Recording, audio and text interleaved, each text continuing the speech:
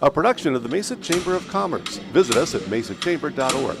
Without further ado, I'd love to introduce our presenter today, Kevin Humphrey, who is the Executive Director over at Sunshine Acres.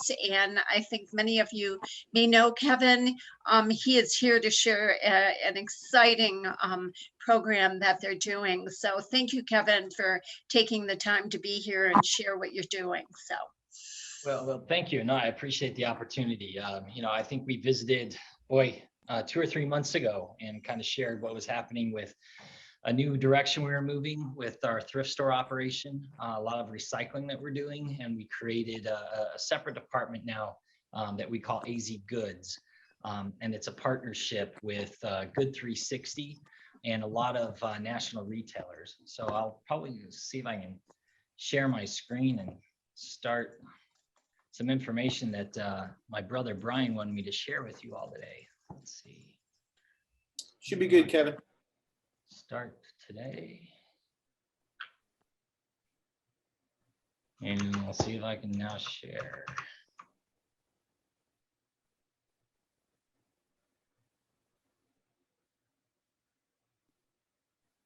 I'm not sure, which one are you seeing? AZ Goods, each good counts. Okay. So,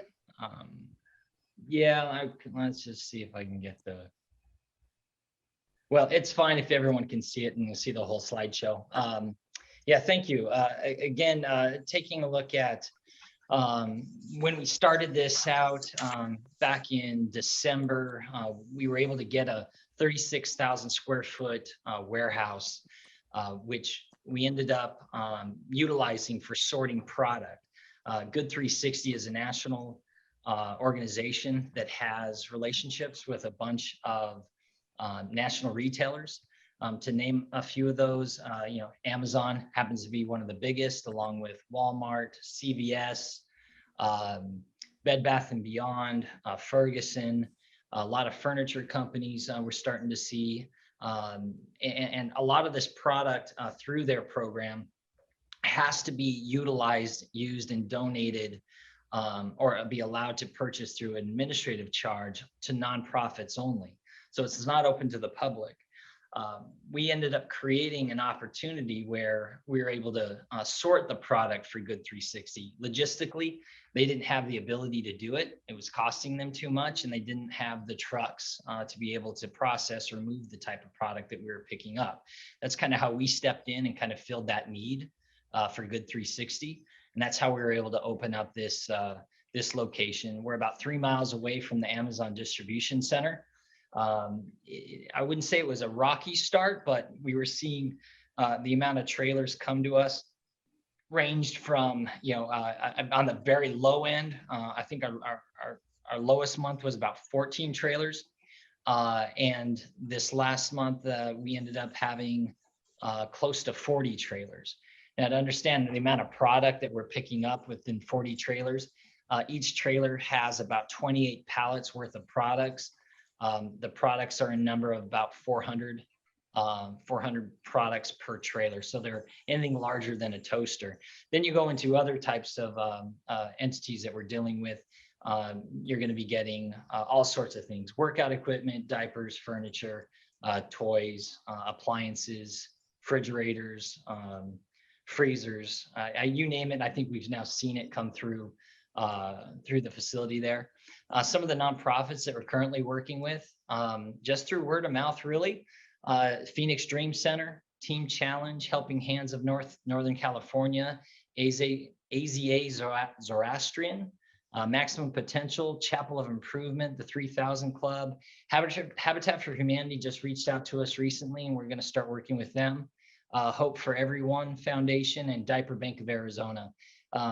We were receiving a large amount of diapers, so we're happy to have that contact where it seemed to be moving a lot.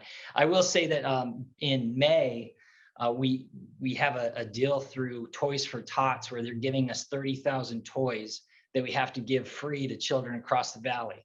So if you have connections or individuals or entities that would like to be part of this program, at the end of the presentation, you'll see an email. Please let us know. because we will have a lot of toys to pass out to a lot of nonprofits at no cost. So that's going to be a freebie for everybody. It's going to be fun. And then my brother also wanted me to share that we're hosting an event at the facility in Phoenix in July. And he doesn't have a date and a time, but if you're interested, again, email us. And so we can get that invitation out to you. I'm going to have a lot of good information, as well as I have a feeling we might be giving away some free stuff too to organizations that show up. So that'll be a fun day. I did send out a PDF to Linda, which this is just an impact story with the Phoenix Dream Center. So if you guys get a chance, take a look at that.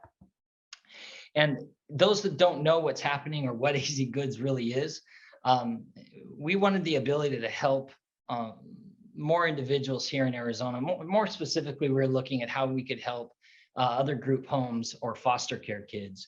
And so when we made the connection with AZ Goods, we thought, hey, man, well, I think we can do more with you guys, and I think we can help each other out.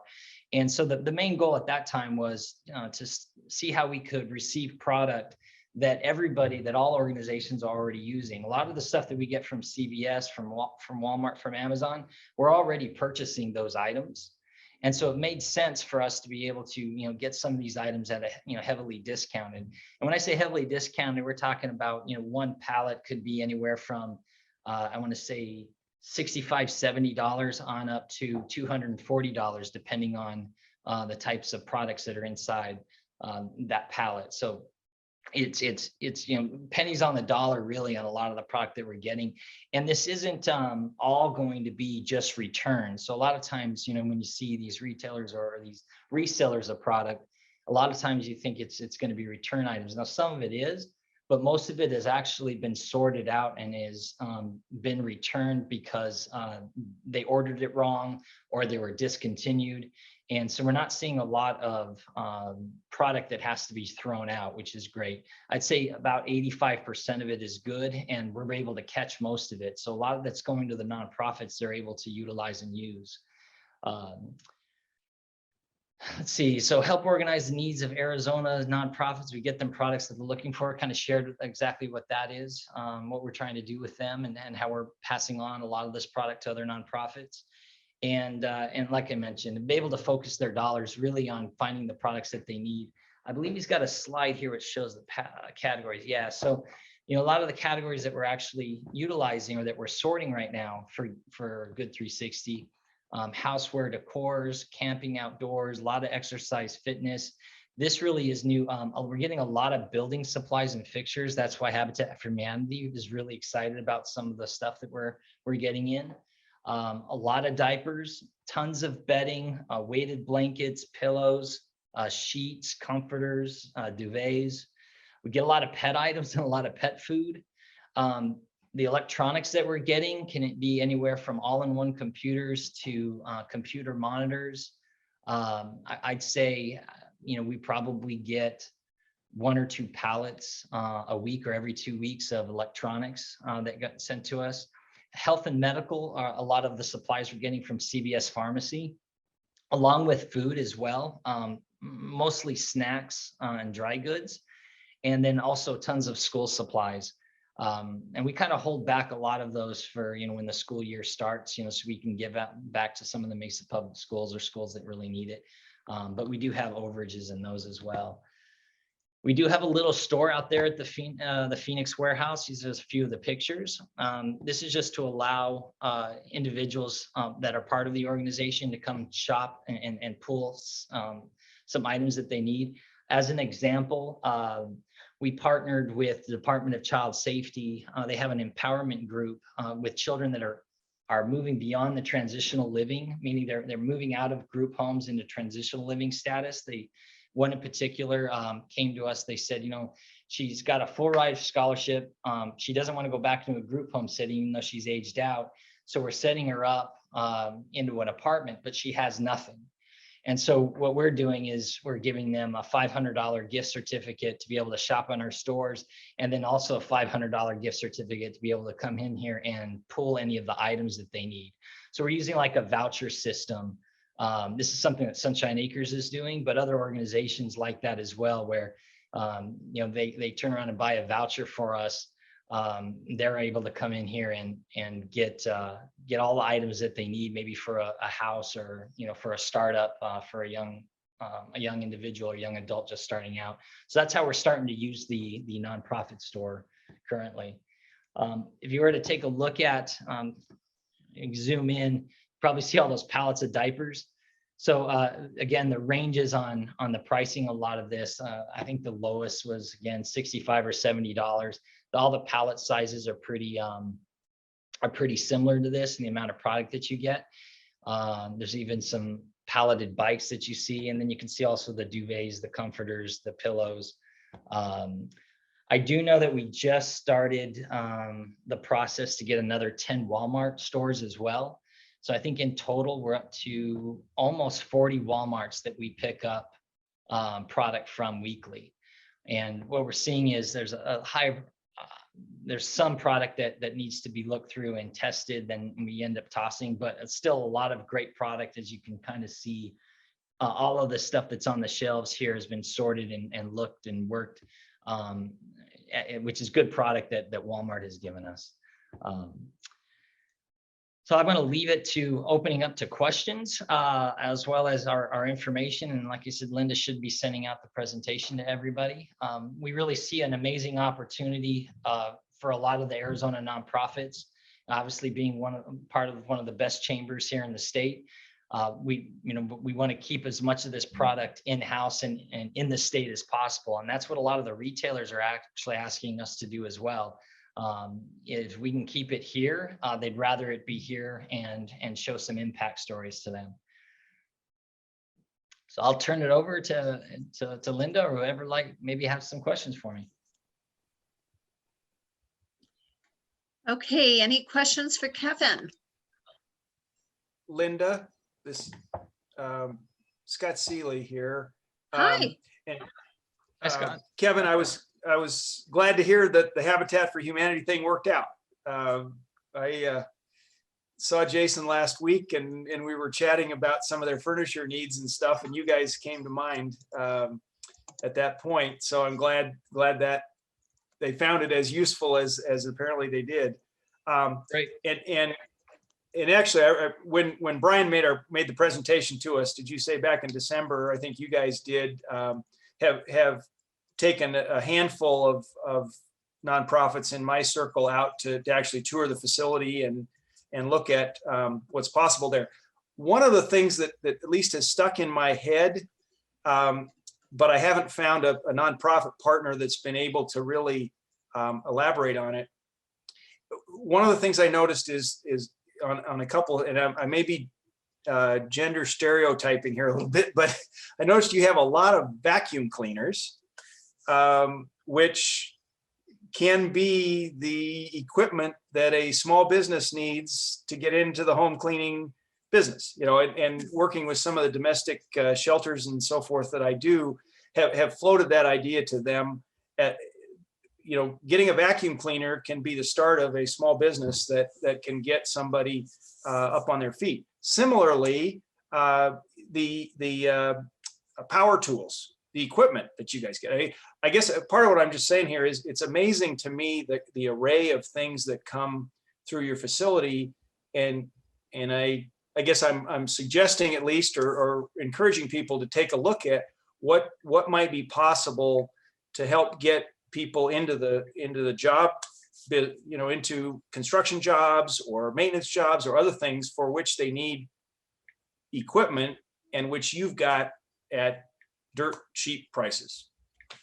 Yeah, those are all great points. And if I could expand on that, just communicating with us and kind of telling us what maybe some of the needs are, we can go out to now our network with Good 360 to actually find things that we're not getting, to be able to actually bring them in. So you're right, we have a myriad of products end up coming out to that location, and they come and they go. I mean, it's one day we might have 20 vacuums, the next day it's 20 coffee makers, right? I mean, it's a continuous overflow of product.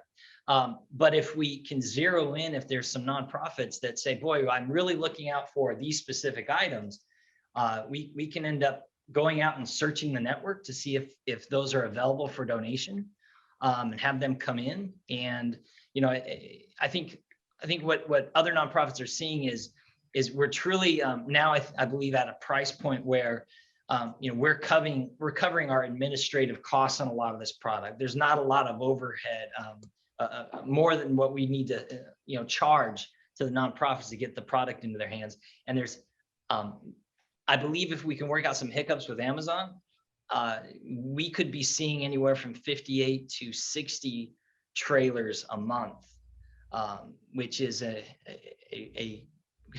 it's an insane amount of product, that could potentially be coming in.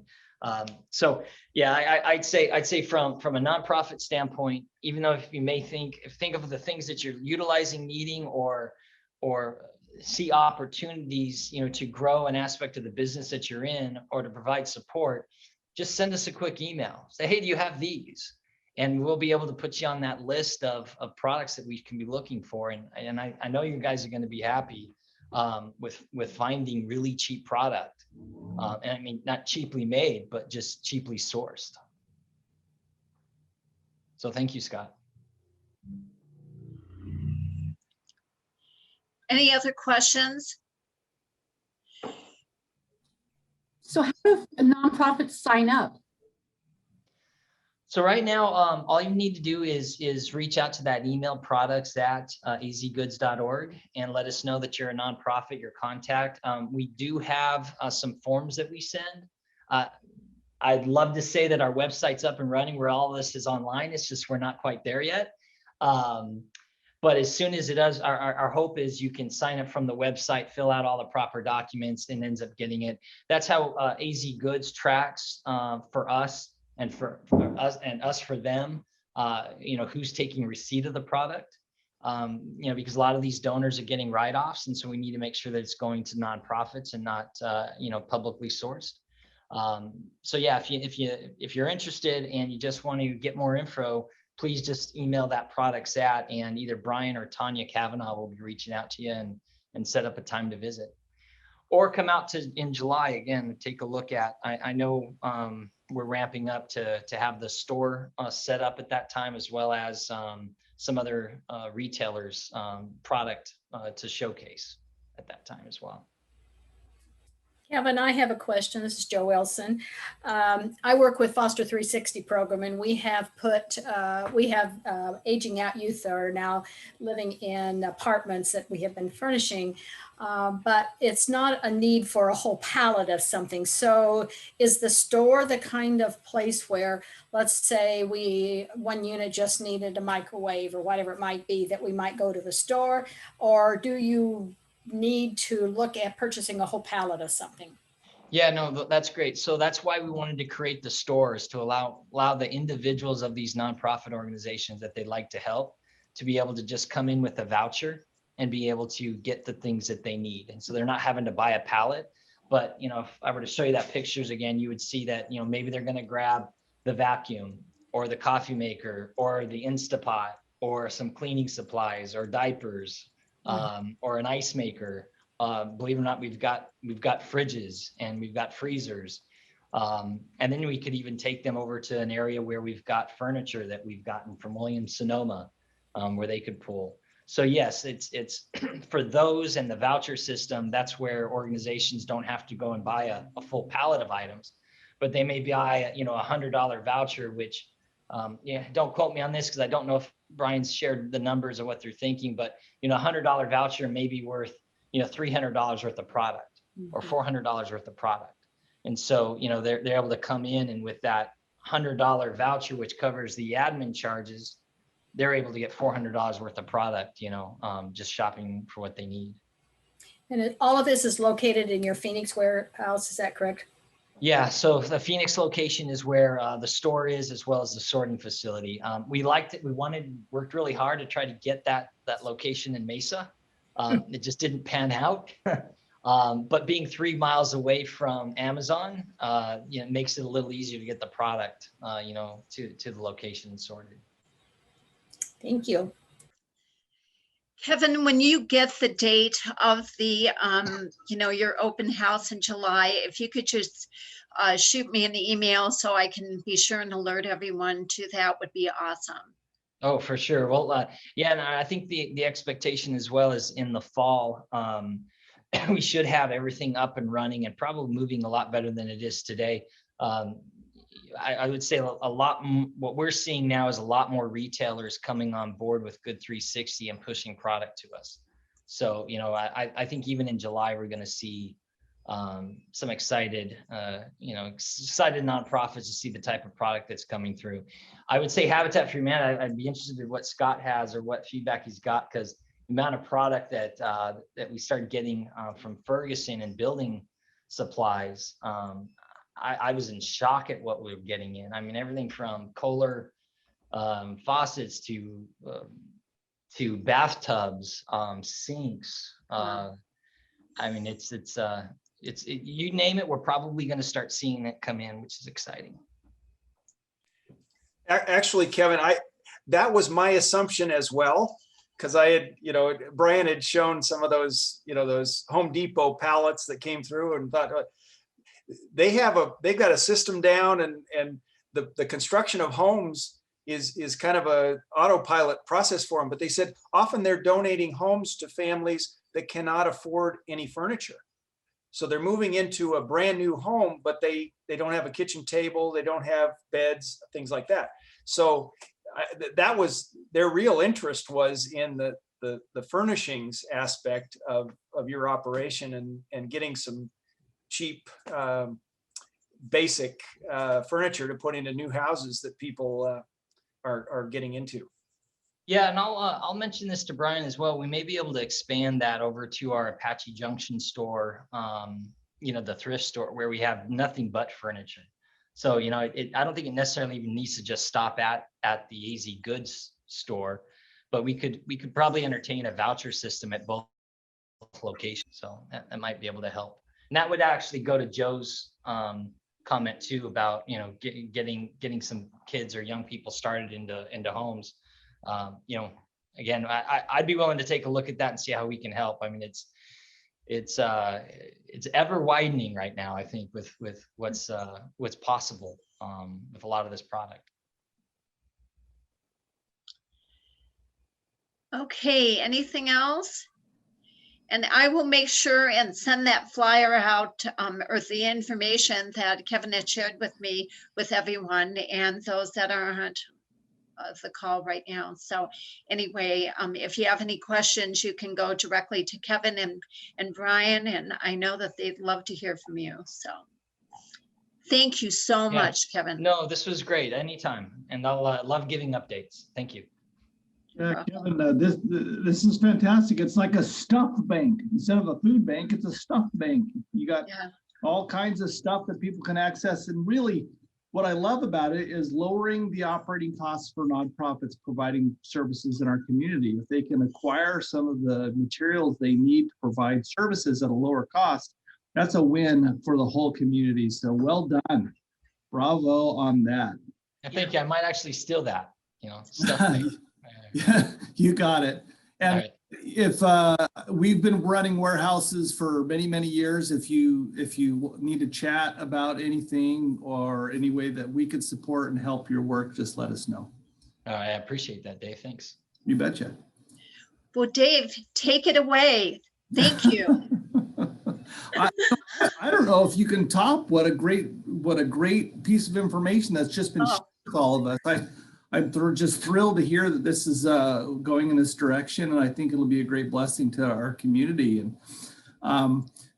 so I guess there's another quick topic we can cover if you'd like. I have an idea on something that I wanted to talk about a little bit, and that's if you're like us and probably like Kevin and the chamber, you guys are all flush with cash and you don't need any more money for your operations, right? You don't, so nobody's doing any kind of fundraising this year or anything like that, right? I mean, you guys all have what you need, no? Yeah? Dave said he'd take care of us. I believe you, Dave. I thought maybe we could we have about 28 minutes left. talking a little bit about what your events look like in 2021 as things start to change here. We have a lot of people getting vaccinated. We have new science on outdoor events and the needs for mask outdoors, and then more guidance on what's happening indoors. I don't know how many of you use classy.org. They're a payment processor, and we use them for our on the back end of processing donations. And they have a blog that they share with everyone from time to time. And they recently put something out about 5 fundraising trends for 2021 and beyond. And so I thought maybe that could prompt our conversation for the remaining of the time that we have together. So as you know, everybody likes to put 5 things that whatever. That's the great clickbait that you see on the internet, and these guys were no difference. But they make 5 points that I thought were very interesting that I wanted to throw out to the group here, and then open it up to hear how you guys are addressing some of your fundraising events. We used to do an orange ball and a friends breakfast in our warehouse. The friends breakfast was in our warehouse.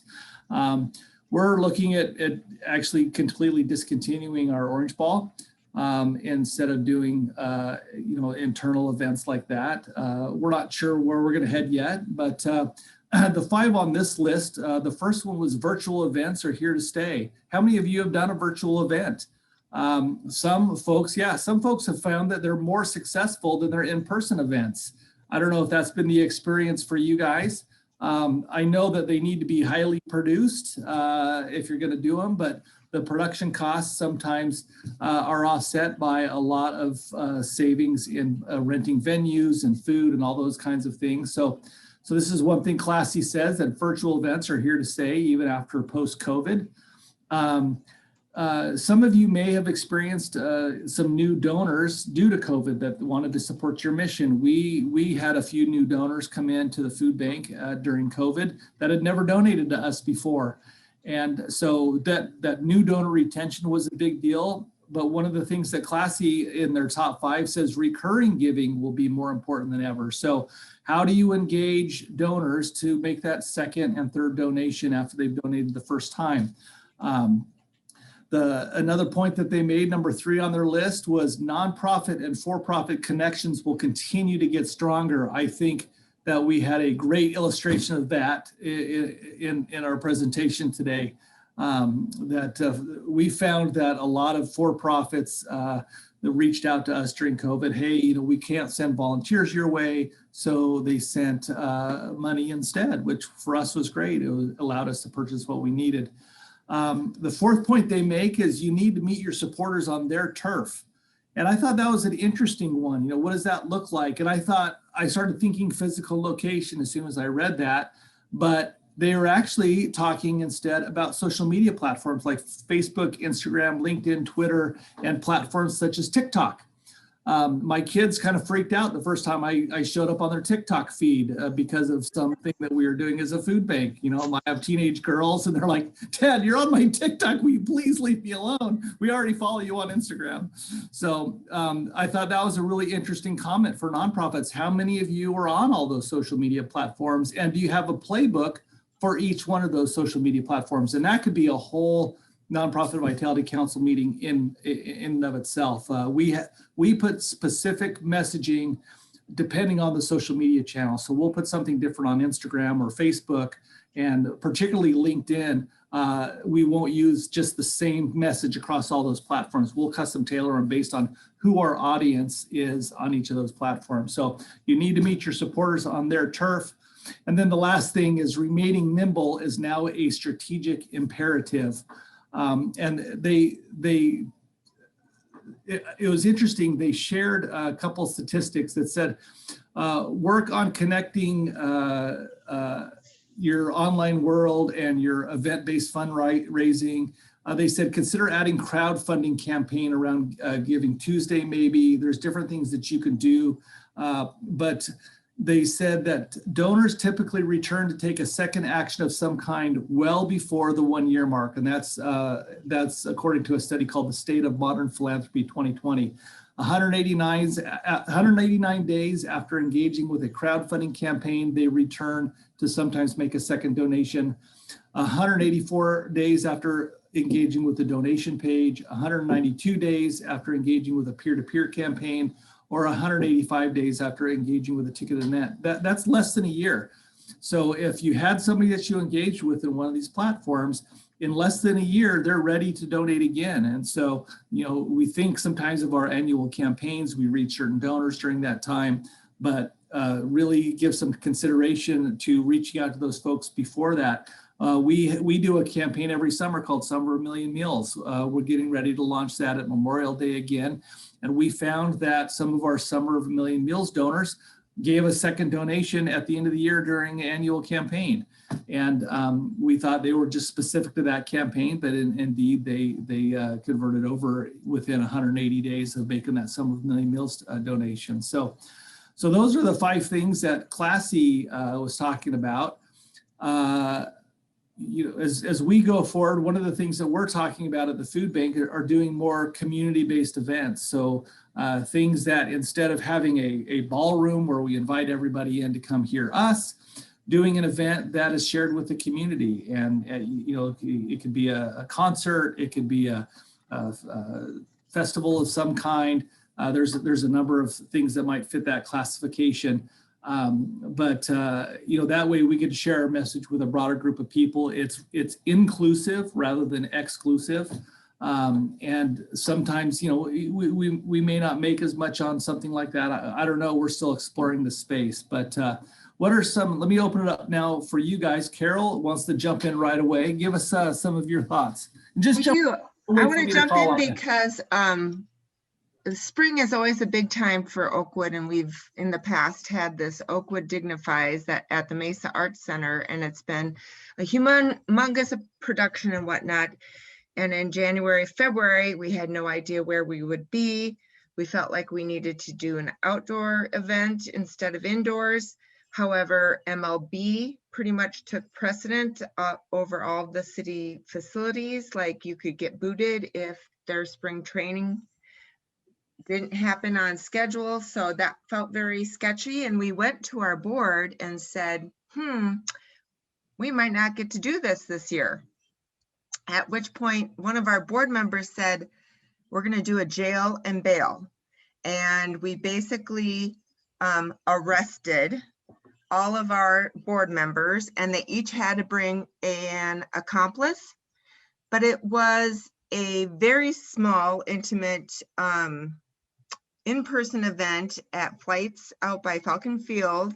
We did it before his regular hours. We had a radio show involved, 1060 AZ Sports, not necessarily our normal, you know, you don't think football players or basketball players and, you know, all-timers, but it was a great place for us to get to tell our story because we, you know, paid for that and could then tell everyone about the tax credits. We could tell people about the need and the silver tsunami coming at us.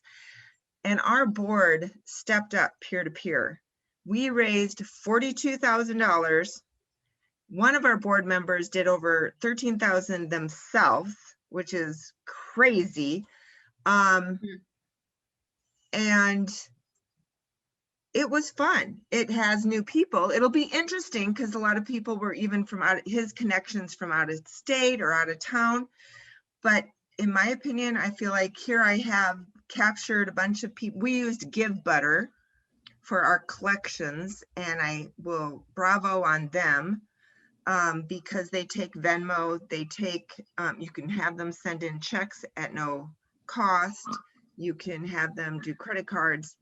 So that really worked nice. And if someone, a peer-to-peer is not something, you know, seniors don't really know the social circuit too well, or the people that are caring for them are so exhausted, they're not really up to it. But I mean, we had 3 college kids that ended up joining us and being part of the team. And, you know, I was really, really happy with it.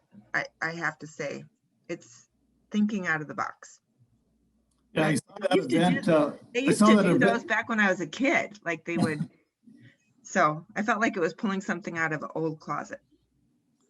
For sharing that. I saw that event floating around on social media. You guys got some really good engagement on that. Yeah, it was fun. That it was successful. All right, who else? Who else is thinking about doing something innovative and different? Nobody?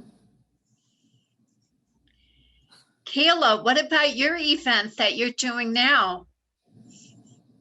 I don't know that it's innovative or different, but it's different for us, I guess. But of course, we couldn't do our big in-person event in February. So we were able to get a 2021 Bronco Sport donated, and we're raffling that off. We're also raffling off a Louis Vuitton bag. We have a whole silent auction, and we're trying to encourage people that came to our event, to just make donations. If you would have bought a dress, if you would have bought a ticket or a table, just give us the money instead, and stay home in your jammies and that kind of stuff. So, I mean, a lot of people have done similar things during this time, but that's what we're doing, and we're doing it right now. It actually closes this Thursday.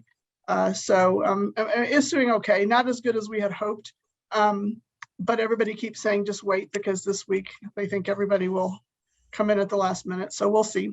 But anything is better than nothing. So we'll take whatever we can get. And that's good. We're been looking ahead. Next year, we plan to be back in person. So we really hope that that goes well. We are looking at doing things differently this fall, and we're talking about that. But we're not really sure what that looks like yet. I've only been here since January. I'm trying to hire a chief development officer right now. We just got our new family program person in place. So we've got a lot of new going on over here. So one thing at a time, big baby steps is what I'll call it. So. Kayla, could you put the link in for the raffle? We're getting a request for that. Sure, yeah. I mean, if you just go to our website, it's right there. But I'll put that in. Yeah, thank you.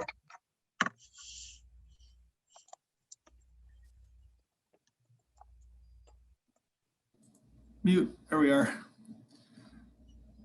Anybody else doing anything in the fundraising space they want to share, have upcoming? Maybe just share, are you back to normal? Are you planning an event for the fall, in-person event, anything like that? Like I said, we normally do our Orange Ball. I don't think we're going to do that this year. We may do our breakfast that we do next year, but we're working on revamping that. But anyone else doing anything that they want to share? It's okay to end early too. So if nobody has anything. Marilee, do you have share, some? I do. We're, as anyone, really not doing some of the in-person events that we had initially planned on or had done in previous years. So we are planning our second annual golf event in September. We have some new peer-to-peer fundraising opportunities, and also kind of a renewed focus on some of the summer feeding programs for students that are in need as well. So those are going to be kind of our main ones at this point.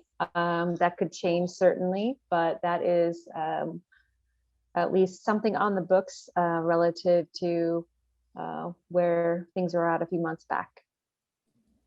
So you feel like you can go back to some of your traditional fundraising at this point? Yeah, Nice. exactly. So obviously, as you mentioned, and a lot of others, there's people that are starting to feel more comfortable coming back out and volunteering that had stayed away for a little while. And so that's exciting to see. And so we're just welcoming them back in a normal volunteer events and trying to really re-engage in fellowship with them. Excellent. Thank you, Marilee. Anyone else? Kristen, you want to share anything? Scott, Joe, Rose, Denise? This is Kevin Humphrey with Sunshine Acres. I'll just share something on Sunshine Acres side. We expect to have our annual golf tournament, start that back up this November. And if all goes well with COVID and the vaccine, we hope to have our annual barbecue again back in February 2022. We didn't have it this year. So those are the two events that we have planned. Thank you, Kevin. I see that Dave walked away. Joe, anything exciting going on at New Leaf you'd like to share? We're planning a couple of events. So this fall in October, we'll be doing an anniversary event.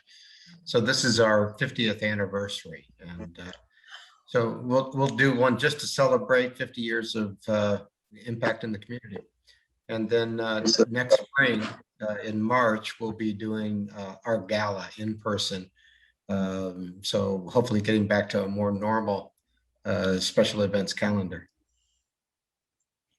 So will that be your camaraderie that you do or have done? Okay. Yes. Great. Mhm. So, well, we lost Dave for a minute. So anyone else here?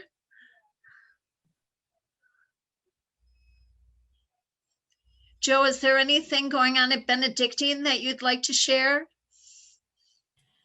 Not really. We just graduated our students this last weekend, and so that was exciting. We did a walkthrough by bringing a few in at a time, and it was an all-day affair, but the students got to shake the president's hand, get their diploma, and walk across stage. So it was exciting to do it after a year without it. That's awesome. Thank you. So, Thanks, Linda. Sorry, I had to step out. They were setting the alarm on me, so. wow.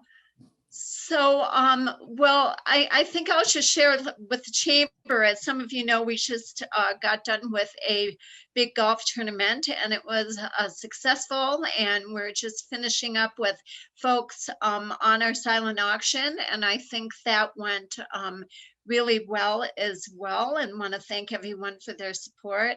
And Bob, I just wondered if you wanted to share anything about the Excel class or any other information that folks might want to know. So to just dovetail a little bit on Linda, we have been working with Mesa Community College since the end of the CARES program at the end of last year. One of the biggest things that came out of that program was that we were able to offer some introductory computer classes to small businesses that needed basically knowledge. They needed to know how to use their computer. So that was a very popular offering that we had. And so we wanted to find a way to continue that partnership with them. And so we've been working on that. And so the first step of that is a 5-week virtual 2-night-a-week class that teaches you how to use Excel for accounting.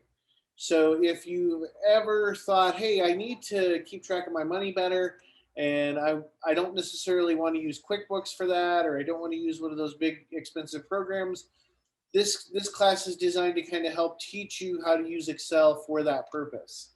The class, which would include a copy of Excel if you need it, is only $169 for the 5 weeks. So it's a screaming deal to get a lot of knowledge on Excel. And it includes a series of sort of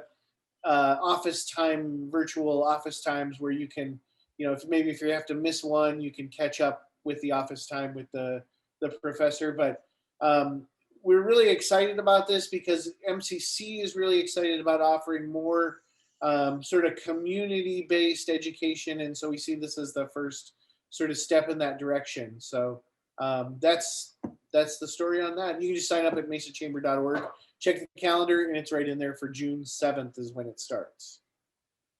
Thanks, Bob. What else you want to know, Linda? Very good. Anything else we need to share? We can end a few minutes early. Linda, I think, like to talk a little bit more in depth about people's some social media strategy, about how to write a playbook around the social media.